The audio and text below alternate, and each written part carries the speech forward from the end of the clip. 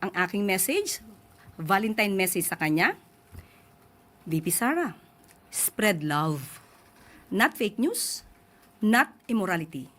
Don't be a Chucky. Hindi ko alam kung napanood niyo po yung bahagi nung sinabi ni VP Sara na nagbigay siya ng mensahe patungkol sa Valentine's Day sa inyong dalawa ni Pangulong Marcos. At ang bahagi po ng message niya, magkatuluyan daw sana kayo ng Pangulo. Reaksyon po ninyo at meron po ba kayong Valentine message din sa kanya? Napanood ko po yan.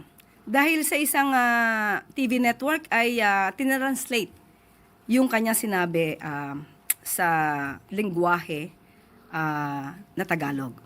So napanood po natin yan kung paano pa siya tumawa na may halong mali siya ang dating sa aking pananaw.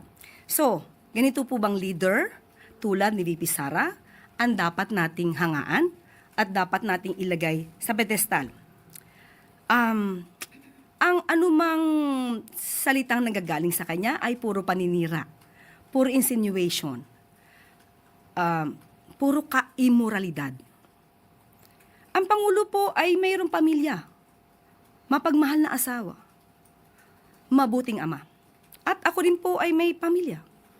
So sa isang tulad na ni Vice Presidente na magsasalita ng ganito, ito po ay napakababa bilang babae.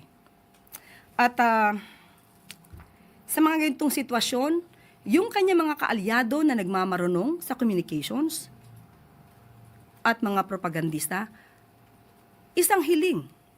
Maaari niyo po bang turuan ang Vice Presidente sa kanyang communications? Bigyan niyo po ng Comms 101 para magkaroon naman ng konting, or rather, katiting na pagka-statesman